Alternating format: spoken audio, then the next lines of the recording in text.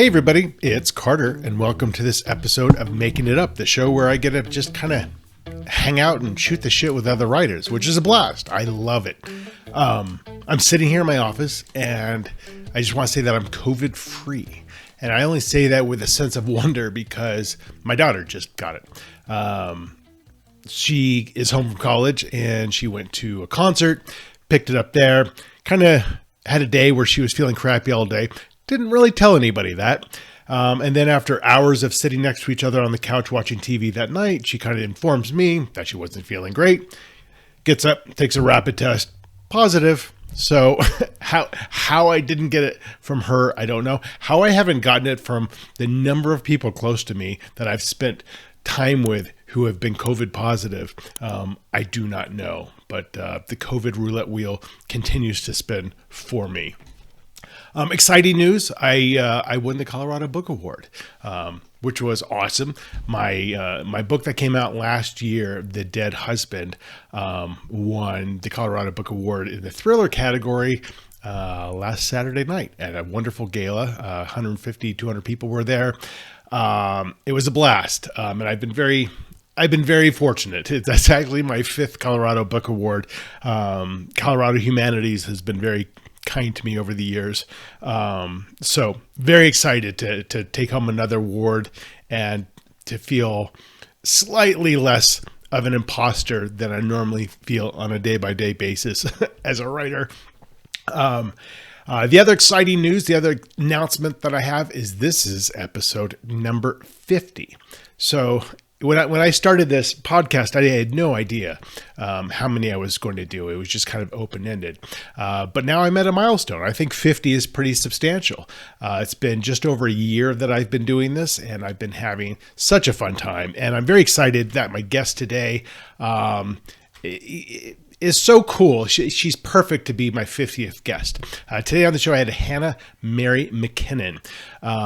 So Hannah writes thrillers, suspense novels, in the similar vein as mine. And so I've definitely known her name. Her name pops up with a lot of these popular books. So I reached out to her, and she was gracious and kind enough to come on the show. And we really gelled. She's just a lovely person. I really enjoy talking to her. And her latest book is Never Coming Home, which just released. And I will confess that, most of my guests, I do not read their books just because I simply do not have the time. Even if the PR people send them to me, I'm hard pressed to find the time to read their books, especially before I have them on.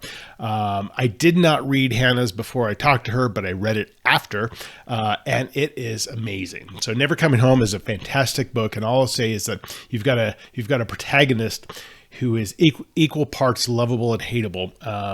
He's a pretty despicable person, but he's also hysterical. So you could tell Hannah had a tremendously fun time writing this book, and it really shows. I would highly recommend you run out or just go on Amazon and order the book. I'm not really supposed to say Amazon, but go get the book however it's convenient for you to go get the book. And we had a wonderful conversation. I felt like we just clicked. She's just one of those guests where I felt like we could have kept talking for a lot longer. So hopefully I will run into her at a conference where we can have a drink and continue our conversation. So enjoy.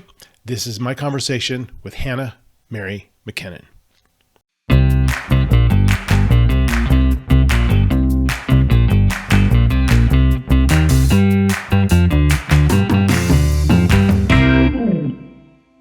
Hi, how are you? I'm well. How are you?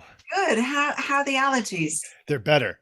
Yeah? So I woke up that morning and my throat was scratchy and like, oh man, I've got this keynote address at like 11:30 and I just need to like rest it. So I appreciate your understanding and your patience. No problem. No problem. If the last 2 years have taught us anything, it's to be flexible, right? Yes, and patient, right? Exactly. I'm super excited to talk to you. I feel like going through kind of, your background a little bit, I just feel like there's this like connective tissue almost between us, and nothing really direct, but I'm like, oh, that's interesting. I'm like, oh, this applies to me as well. So I'm excited to talk to you. Me too. I've been reading your book. Oh, yeah, and it's funny you should say that. Hold on, where is it? Let me just wake up my Kindle. So you're a Kindle I was supposed reader. to do this before, and I didn't, did I? Because that's how it goes. But where are we? Here we are. Can you see it right at the top? I do. Yes, you proved it to me. Yeah, it's wonderful, and it's funny because you say that about there being a connection, because in one of my books I have a guy and Her Secret Son. Josh's partner dies right at the beginning, right? The opening scene, basically. Right. She's a goner. She's dead, and he's trying to manage all of that grief, and he has a young kid who's, I think, Logan is six or seven, one or the other. And he's dealing with the grief and all, and he's a good guy, but he's got temper issues. So that's really wow. interesting. Yeah, that's interesting. I love him. He's great. It's a fantastic book. I'm at the bit where he's just had his first panic attack. Okay. So he's hyperventilating. Yeah, it's brilliant. I love your style. It's fantastic. Oh, well, thank you so much. It was funny. I did an event last night with Julie Clark, and she said, oh, your book is about grief. I'm like, oh, is it? I don't know. That wasn't my intention, but that's interesting that's how you took it. Cause we were talking about, plot development versus character development, and she was heavy into making sure the characters were well developed. But my contention is always that you have to have a supreme amount of emotion in your story for either of those other two things to be interesting at all. Yes. Yes. So I try to write from a space of emotion more than anything. Yes, yeah, and that comes through a lot. I think I really like Aidan or Marlowe, because he's layered and he's dealing with all this grief, but also guilt. And I don't know if it's mainly about grief. Right now I've got another 2 hours, but I'm leaning towards redemption. Actually, that would be where I'm going. But yeah, ask me in a couple of days. Well, it's funny with us thriller writers. Like it's everyone looks at us and says, "Oh, what happened to you in your childhood? Why are you so dark?" This and that. And when I write, it is ultimately, I think, about hope. You want your characters to prevail, however you define what prevailing means, but you also want them to have to work to get there. They have to go through something to get there. And I think if the books don't end with hope, I'm not as interested, but other people are like, geez, that was dark and depressing. Don't read mine. I mean, so when you approach a thriller, do you have, and I want to kind of get into your background a lot, but when you approach a thriller, when you're writing a new book, are you approaching it in terms of, I know the story, or are you approaching it in terms of a mood that you want to achieve? What is your what's that initial seed that's happening? It depends on the book, I think. So with the next one that's coming out, Never Coming Home, it was really character driven. It's my third pandemic release, but it's the first book that I wrote during lockdown because the other ones were written before. Right. And my mum passed away in July of 2020, and we're locked down, and I can't get to Switzerland to see her, and it's just absolute crap. Was that COVID related or? No. I'm sorry to hear that. No, thank you. She fell in 2017 in a driveway, a really stupid accident, as most accidents are. And she went headfirst into a set of very heavy wooden garage doors down a steep slope and instantly became a quadriplegic. So good Lord. Yeah, the kind of stuff you read about, the kind of stuff we might put in our books, Right. And you really go, oh God, that's terrible, which obviously it was, but it was real. And so 3 years later, lots of complications and she passed. So not COVID related, but not able to travel because of COVID. So when I started writing the one that's coming out, Never Coming Home, I needed somewhere to go and laugh.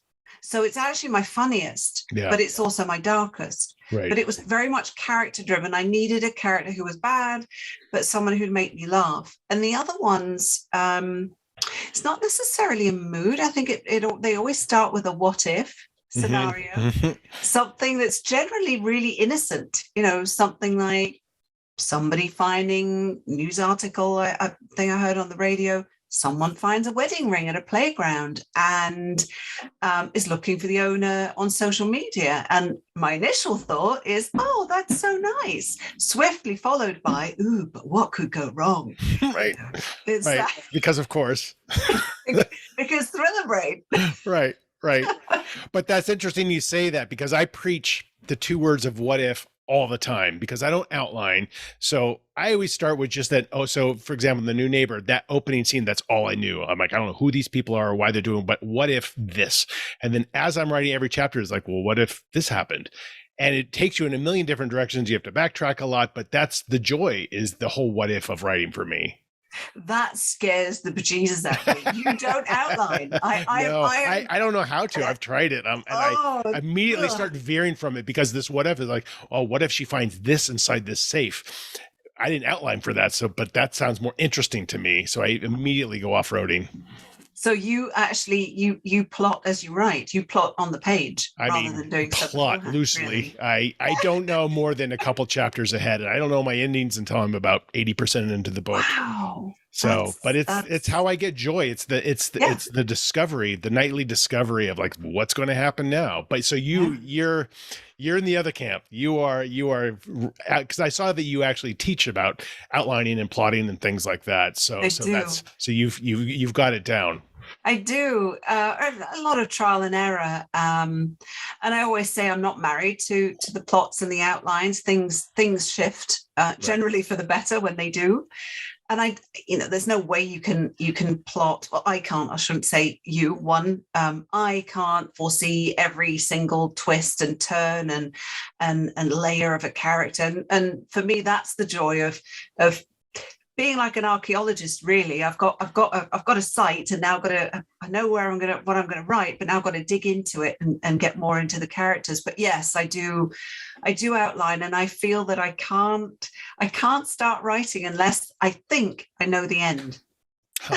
So how long does it take you to outline, to get to a point where you're like, okay, now I'm going to sit down, start with page 1? Depends.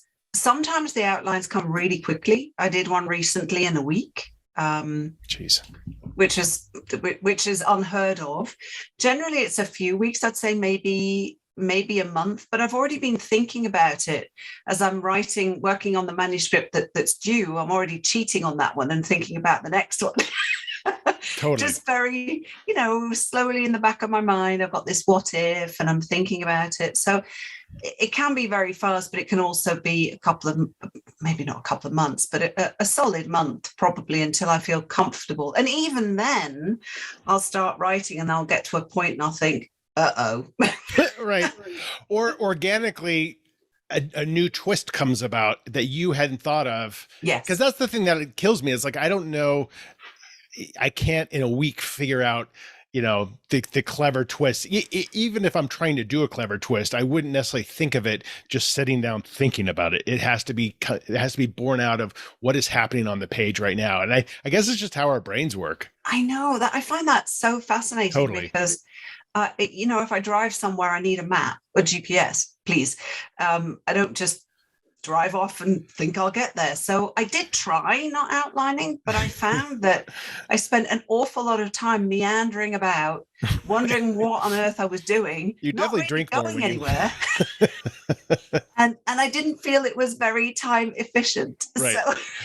So that's funny you say that, because all my other life is highly, highly type A organized. Everything lives in my calendar. I know I'm early to everything.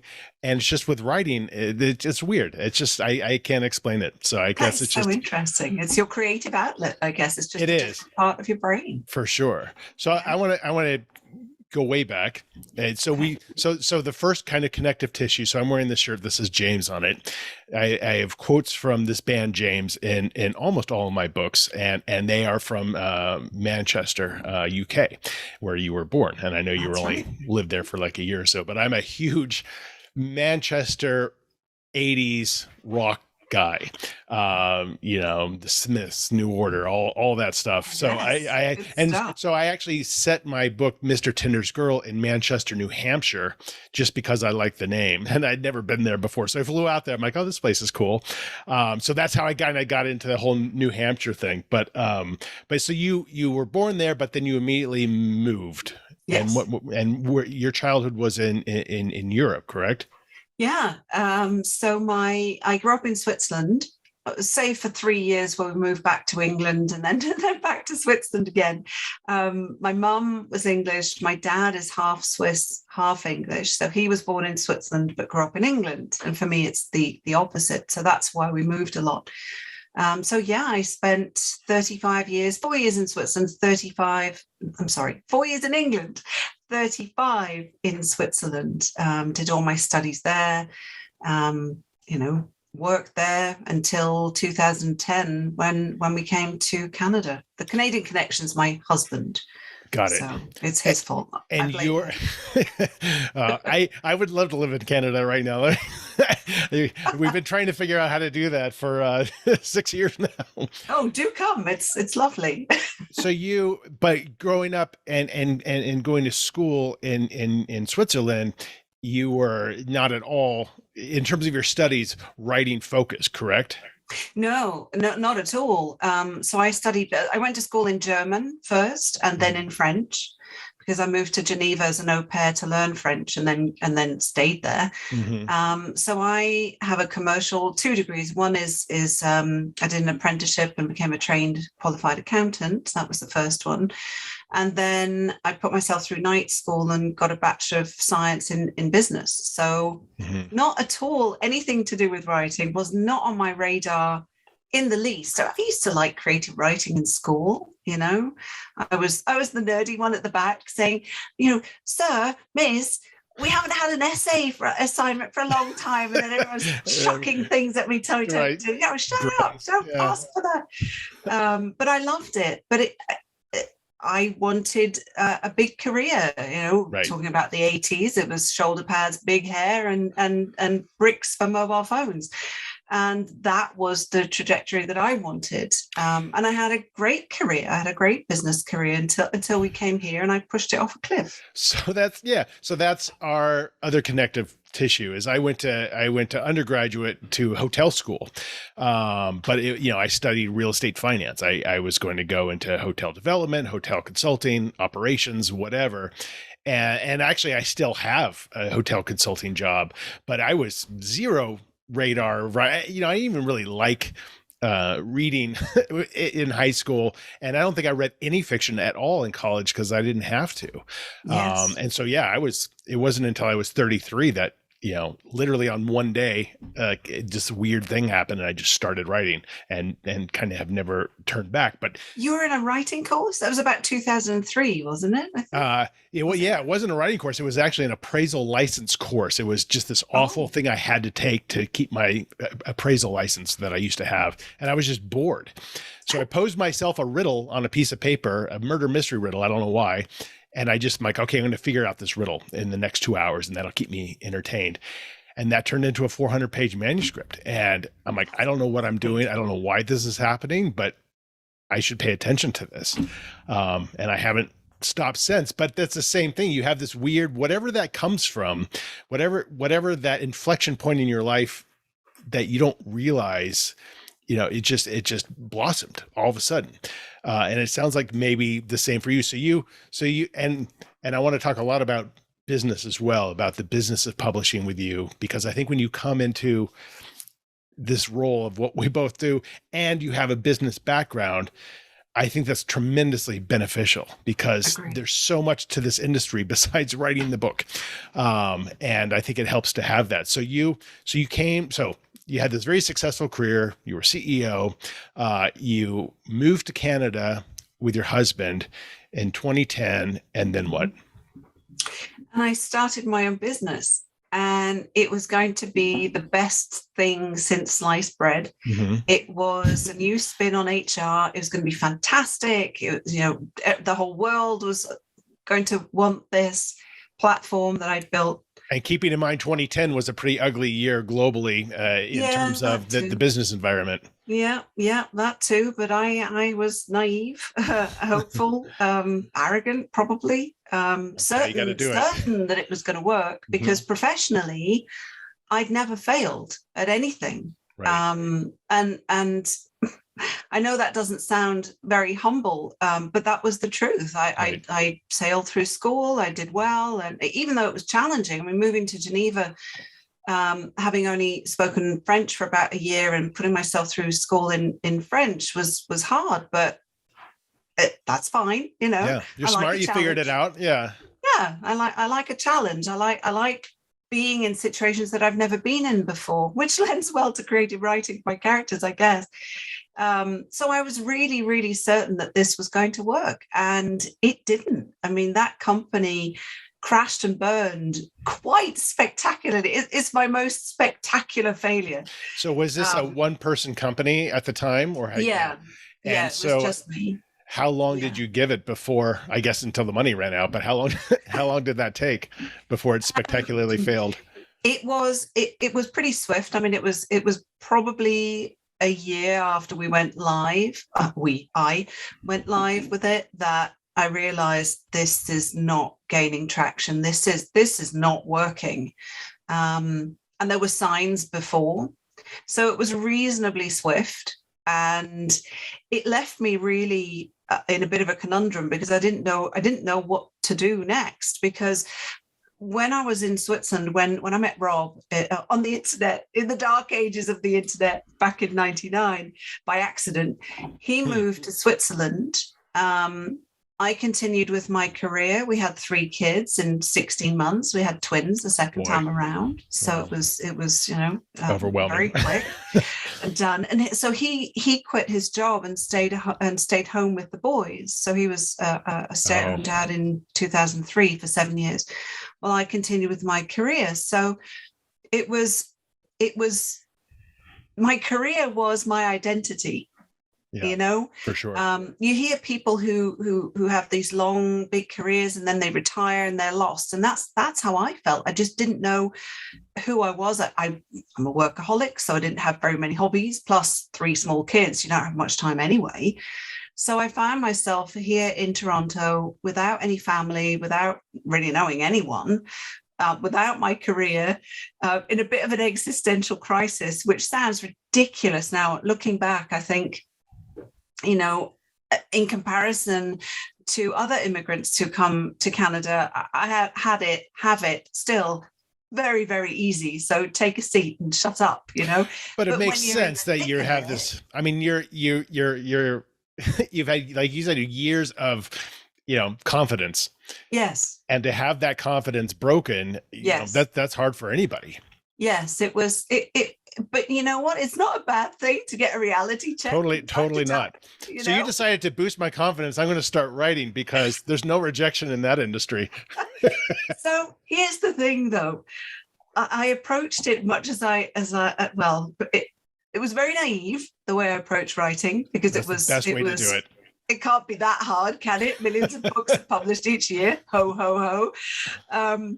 And so there was a healthy dose of I can't say, there was confidence, but it was more determination. I knew it was going to be difficult, and I knew it was going to be hard, but I was determined to succeed, because I just failed spectacularly at something, and there was no way that was going to happen again. I just would not. So there was that drive, that fear, really, of you can't fail at this. If you're going to do this, you're going to do this. So why writing?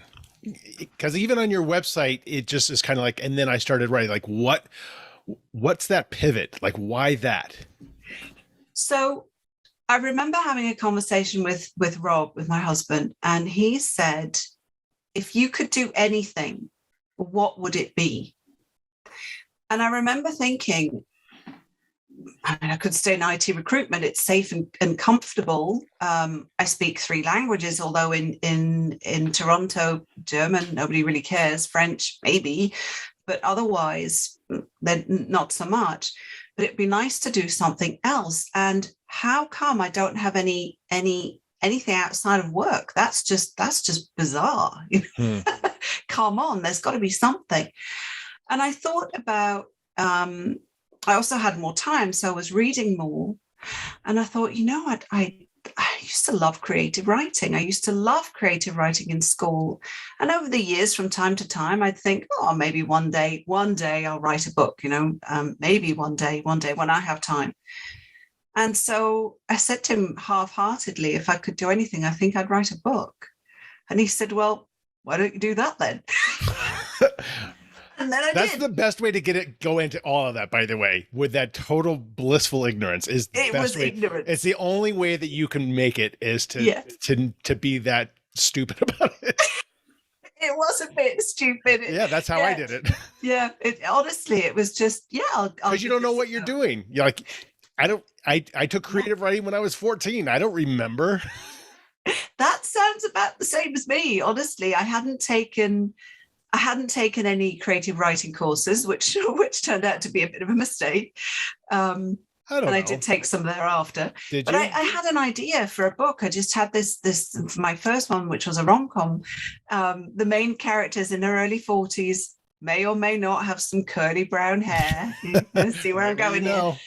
And she's miserable. And she's thinking about her life choices and how things have turned out and how her life might be had she not met her husband, but married her first boyfriend instead. Mm.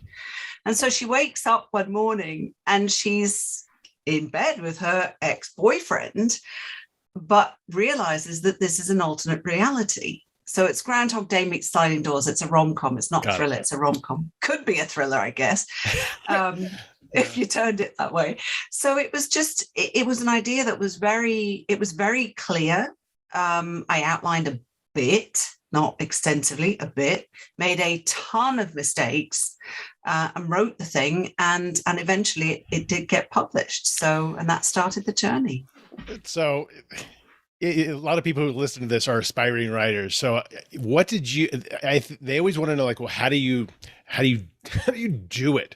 So when you come from almost zero background of writing, mm-hmm. you have this fierce and fiery determination that I'm not going to fail, and you choose a profession in which failure is the going currency.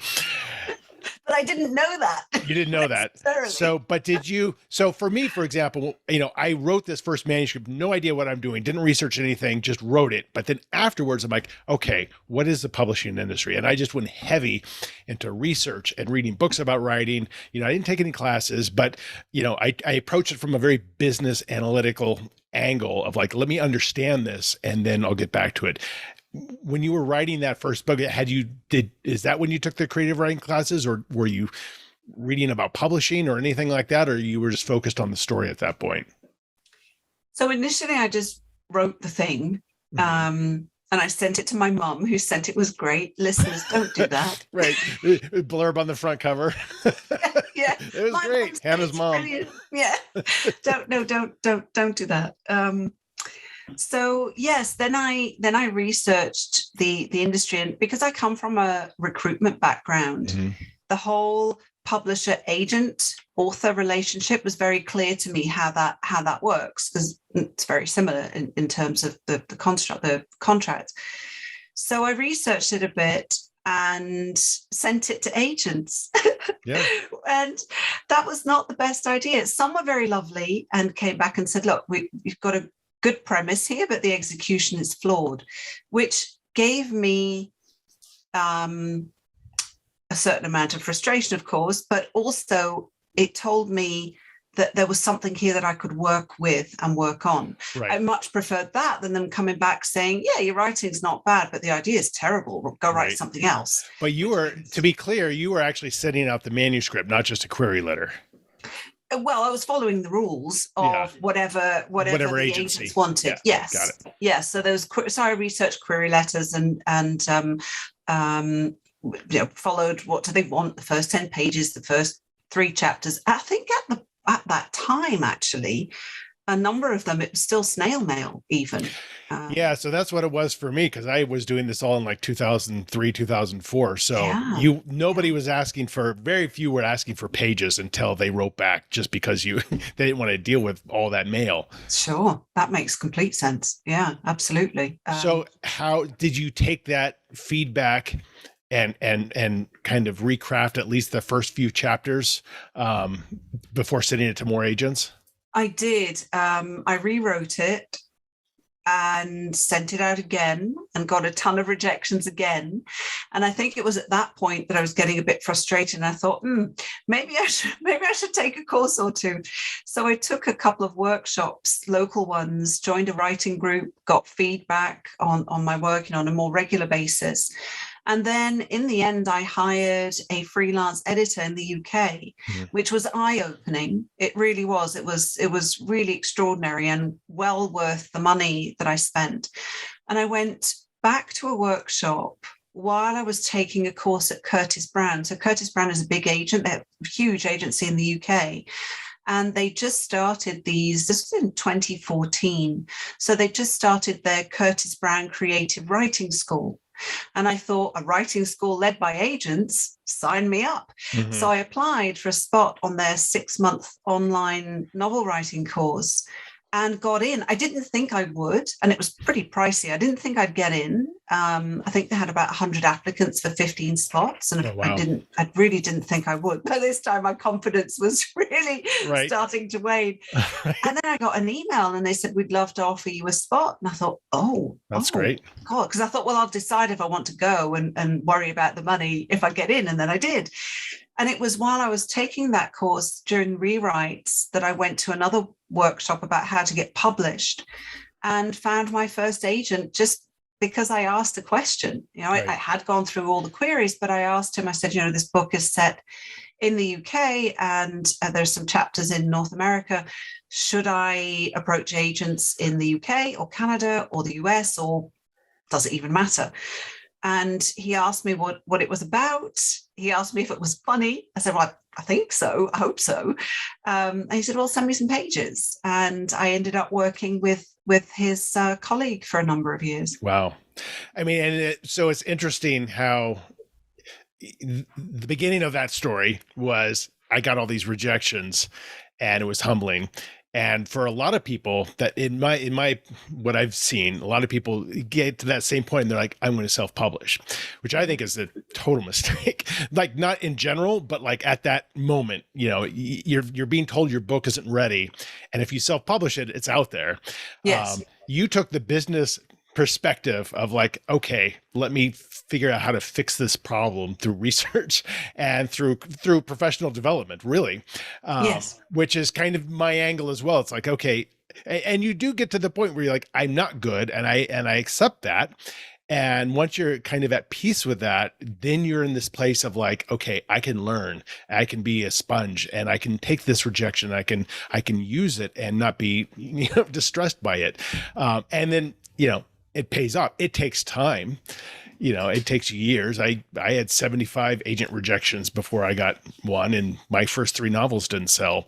So it was just like, all right, I will keep writing this. So when you're going through this process, you've got your rom-com book, you've got this very objective analytical viewpoint, I feel like, towards the industry. What was your goal with this book? Was it to like, I want to make a career of writing, or I want to have a book published? It was always about the career. It was fascinating. Yeah, right from the beginning, I decided I wanted to pivot, and I gave myself an amount of time to be able to get somewhere. I can't remember how long it was, a few years probably, but I thought, I want to do this, and if I get this book published, I want this to be my career. This is the writing bug got me. Right. And it hasn't let me go since. So it really was a question of, how am I going to get this done? What can I learn? And the things that I learned when the freelance editor gave me feedback on the manuscript, I still apply, because everything you learn, I find, in writing, everything you learn, you carry with you, and you apply that to the next book and the one after. And hopefully that's why our books get better. Yeah, whether you're even aware of it or not. Correct. Yeah, exactly. And like you, self-publishing for me wasn't an option I wanted to explore for two reasons. One, I didn't have the confidence to say my work is good enough. I just didn't. I needed that external validation. Yes, that's totally the same for me. Yeah. And it was kind of more of an ego thing for me. I didn't, I didn't want to tell people I was published if I was self-published. I needed that external validation. Oh, how interesting! I was so insecure. I don't think it was the ego with me as much as I don't want people reading my stuff if a publisher doesn't want it, then the feedback I'm going to get is going to be horrible. So I don't, and then we get horrible feedback anyway, but that's another story. So that was one reason. But the other one was that I knew, and this is again where the business experience kicks in, that if I self-published, I would have to make so much noise for my book to even be read by a handful of people. And it's a lot of money to make that noise. Yes, a lot of money. So no, that was never a route that I wanted to explore. But it's interesting also because, very few people in my experience have that initial objective of like, I want to have a career as a writer, because that just seems so unattainable. And then when you start getting down that path, you do start to realize like, hey, this is cool. I'm having a career of this, but the money is still a struggle, right? It's not like I sold my first book and, it's very rare that like, okay, now I'm set. You do kind of need a team, a partner who's also earning or in my case, keeping my day job and figuring out the time to write, because that's the reality of it, right? Is like, you can be highly successful. And if you're coming out of a very successful business background, you're like, God, I was making a lot more money in business than I was writing. Like, where that's for sure. It's very, I don't know. I'm so fascinated by it because I always think like, what would it take? What would I have to sell in order to quit my day job? And it would be a lot. It would be a lot, and it would have to be kind of in perpetuity, because you could have a breakout book and then 2 years later, kind of not much of anything going on. So, how have you negotiated kind of that financial journey and come to peace with it, and just seeing that you're getting bigger, but knowing that it's that top 1% that can really support themselves? It was difficult. I was fortunate in the sense that I was a shareholder of the company in Switzerland, so that allowed us for me to take a bit of a step back and dedicate time to writing. Rob runs his own company. He's an electrician by trade. And what was really interesting was when we came here, we both started businesses. Mine crashed and burned, and his soared. Oh, well, that's great. Which is great. I mean, he was at home for 7 years when the kids were little. So, and then I worked from home and took over that role, which was also a bit by design, because I didn't see them much when they were tiny. I was, up early and home late and traveled a lot. So in that role as the main breadwinner, or the sole breadwinner, I didn't see them much, and that was really quite hard. So it was nice to spend more time with them. So yeah, it was difficult, but that's also part of the ego that I needed to let go of. The hey, you used to make a ton of money as a CEO and now you don't. Right. But I get to kill people, and that's kind of frowned upon, in real life. So yeah, only if you get caught. And we know how not to, I suppose. That's right. Well, and I find it interesting that, we've both had these, like, I do believe kind of in fate, so had this company of yours taken off, you would not be a writer. I mean, I think that's probably very not. clear. No, I think you're right. Absolutely not. No, I wouldn't have been. So, and same, if I hadn't taken that class that day, I probably wouldn't be a writer. I mean, that's fascinating.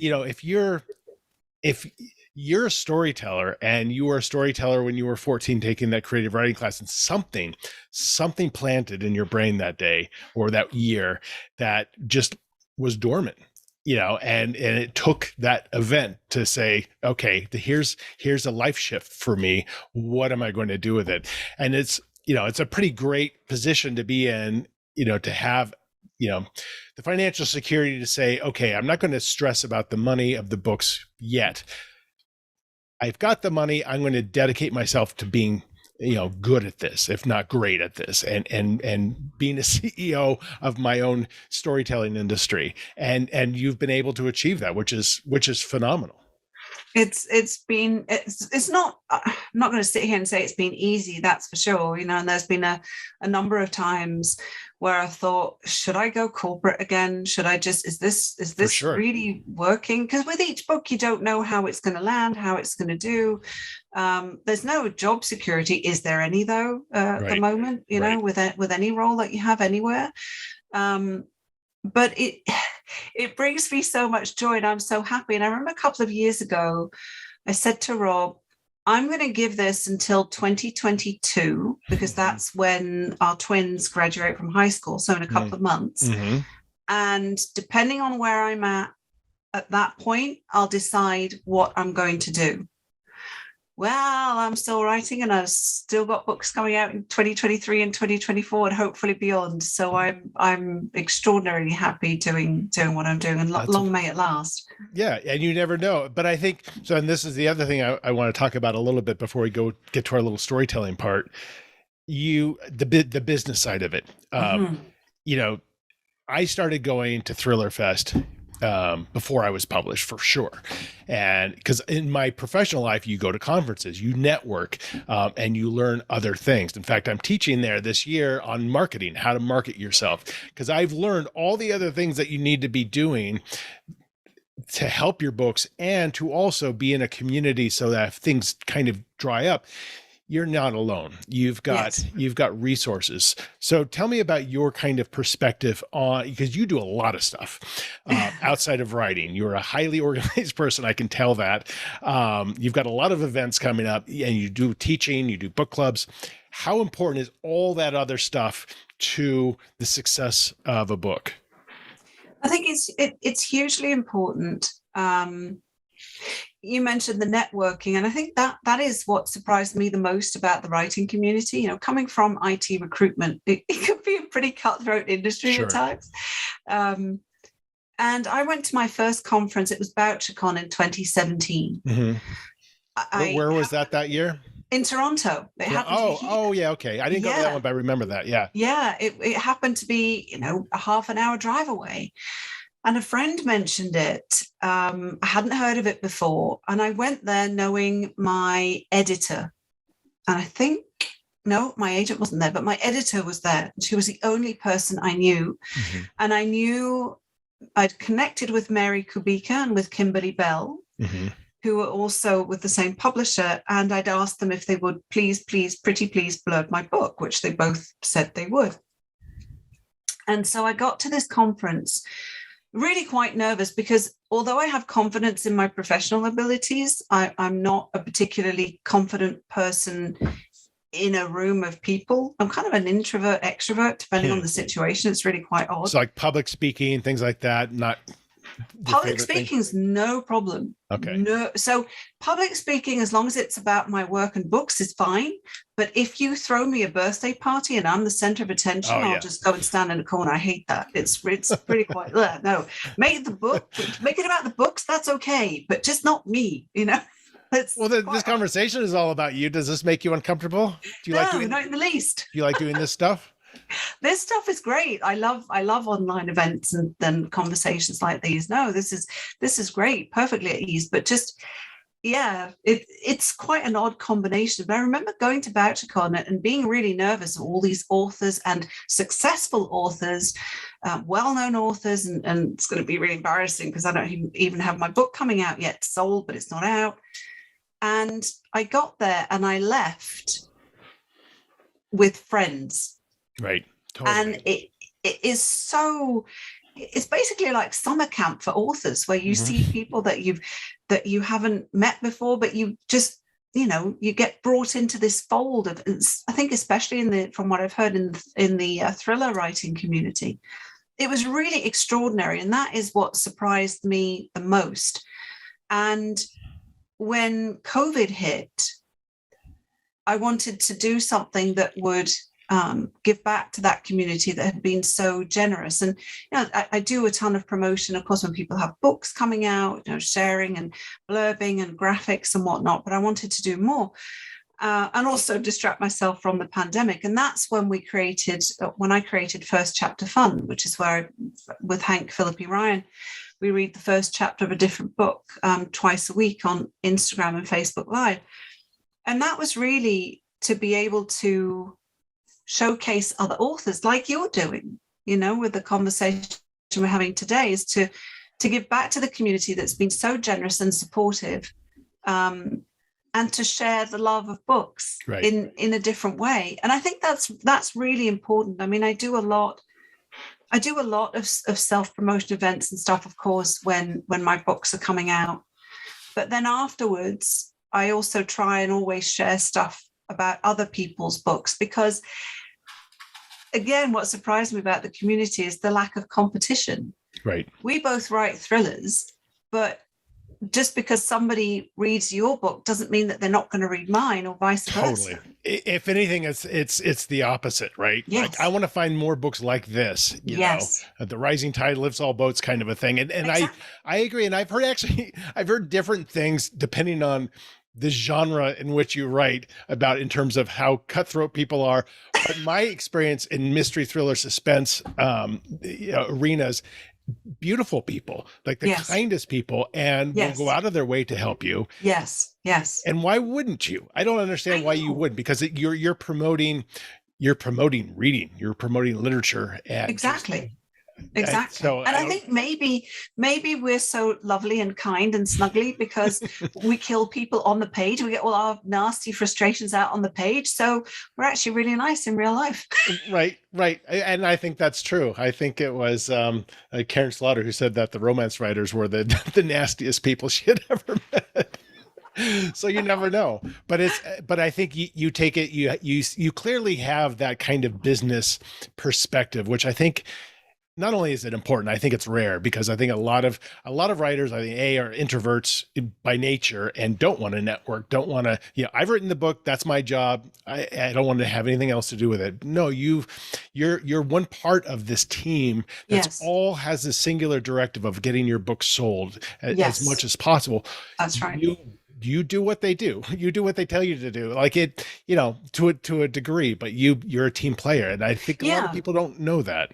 And it is a business, whether we like it or not. As creative people, publishers need to make money, or they can't publish more books. That's just the way it is. They can't hire people. They can't keep people.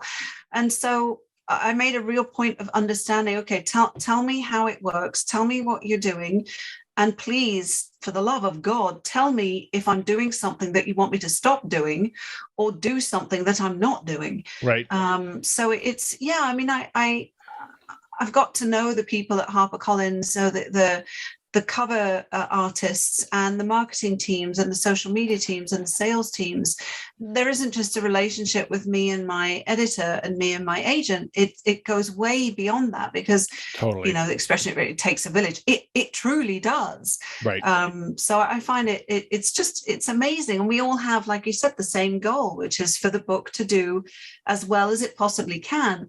Which means when I get the editorial letter from my editor, I don't even drink anymore because I'm boring, but I'll think, okay, deep breath, this is for the good of the book. I don't take it, it's not personal. No, it's overwhelming, but it's not personal. And that's so right. I'm the same with you. I get it, I read it through, I kind of throw up in my mouth a little bit, and then I don't look at it for like another 3 days, and I'm like, okay, I don't know how I'm going to fix this, but I know I can fix this. Yes. And these are all things that are going to benefit me. And you're totally right in terms of, your relationship with the people within the publishing world. I've been with the same editor for quite some time, but we rarely talk. And, a few months ago, I'm like, can I get an employee evaluation? And I asked him, I'm like, can we have a call? And I just want to hear what I'm doing right, what I'm doing wrong, what you think about me. I want to hear from the marketing perspective, what, like a real, in a corporate world, you're going to get an annual review. I want that review. Yes. And it was great because I'm like, okay, it didn't confirm any fears that I had, but it gave me focus. And I think that feedback is important because, definitely it is a business, and you might write something precious and it might be great, but if it doesn't fit, you're kind of out of luck. So you need to kind of be understanding of all that. It's a collaboration, really. It truly is. Totally. With all of the people involved. So we're going to do a little storytelling before we wrap up. All right. And then we're going to do something different this time. This is something I've never done before. Normally I would have you pick the book and pick the page and pick the sentence. I've done all that because because I'm going to use your name because in my book, The Comfort of Black, the main character was Hannah. So we're going to use the very first sentence from that book as a springboard. I'm going to read that sentence, and then you just take it wherever you want to take it, 2 or 3 sentences, and then I'll do 2 or 3 sentences, and after a couple minutes, we'll call it quits. Okay. But it's just because it's a good first sentence. So this is from The Comfort of Black. Hannah didn't have a plan beyond setting her father on fire. She looked at him one last time before she removed the box of matches from her pocket. Can I go through with this? She thought. Will I go through with this? Yes, I will. And she struck the match and let it drop. He was in that old ratty chair that he loved so much that smelled even worse than him somehow. Sound asleep, drunk again. She wondered if just by the sheer amount of alcohol in his system, if he would explode. She rather hoped he would, although that would be quite detrimental for the neighbors next door. She took a step back, watching the blanket burn and singe, and thought, you deserve this. I hate you. He gave out a snore as the fire crept up that blanket and encompassed his ankles. And she had the image of Joan of Arc burning at the stake. How fast would this be? How long would it take? And that's when he woke up. She took a step back, but then changed her mind and lunged forward, going behind the chair and holding him in place. If there was an autopsy, would they see any bruising? How long could she hold on to him? She wanted him dead, and now he was partially on fire. She had no choice but to finish the job. He screamed out in rage, and she knew she wouldn't be able to contain him much longer. He was far bigger than she was. He always had been. That's why the abuse came so easily for him. She looked to her right on the kitchen table, and there sat the chef's knife from the failed carving of the Thanksgiving turkey. She knew there would be no way to hide the evidence if she used it, but she didn't see any other choice. She grabbed the knife, took a step, slit his throat, and left the house. Oh, we're going to call it an end there.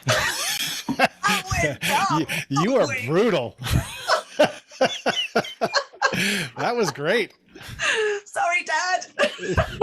Isn't that fun? You kind of have this like mind meld with another author, and it's I always say it's like it's improv. It's like it's the whole idea. Yeah. Yes, and you have to continue what I present to you, and then I have to continue what you present to me. There are no that didn't happen, and it's such a great creative challenge, I think. And That's it's so much fun. Do you see it in your head when you write? Are you cinematically writing? Do you because here that story, I'm like, oh, I see it all perfectly. I see where she's standing. I see the color of the blanket. I see what he looks like. What about you? Same. I often I'll sit here imagining what I'm seeing, and then I'll write that. So very, very, very visual too. Yeah, absolutely. I could see it. I could smell it. It's horrible. So will I see you at Thriller Fest and VoucherCon this year? Fingers crossed. Not this year, alas. I'm going to take a trip to Switzerland for the first time in 3 years to go see my dad. So that'll be lovely. And then the dates for VoucherCon are a bit awkward. Yeah. They're the first year of college for two of ours, second year for the other one. But next year I'm planning on doing both. So it'll be a lovely, lovely reunion in 2023, both at Thriller Fest, I hope, and definitely VoucherCon. Wonderful. Wonderful. Well, it was so great to talk to you. And I'm excited for Never Coming Home coming out in Thank you. like a month or so, right? Yes, Very in a soon. month. And it never gets old, does it? It's always it exciting. never gets old, and it never gets any less scary. Yeah. Yeah. But yes, I can't wait to find out what happens in the new neighbor. I'm excited to finish that one and read your backlist. You have a brand new fan. Oh, well, thank you so much. You're very kind. It was so great to talk to you. I really enjoyed it. You too. Thank you. Take care, Hannah. You too. Bye. Bye. So that was my conversation with Hannah Mary McKinnon. She's great. I told you she was great. You didn't believe me. You were a little bit dubious about it, and then you listened and you watched, and you're like, holy shit, she's great. Told you. If you want to know more about her, you can go to her website, hannahmarymckinnon.com. And not to be confused, there's another suspense writer named Hannah McKinnon, which is a little bit unfortunate, but that's not who I talked to. I talked to Hannah Mary McKinnon. So that is her website, hannahmarymckinnon.com. If you want to know more about me, subscribe to my newsletter, check my appearance dates, buy my books, or watch more of these episodes, just go to my website, carterwilson.com. More episodes coming out soon. In the meantime, thanks for watching and or listening. Take care.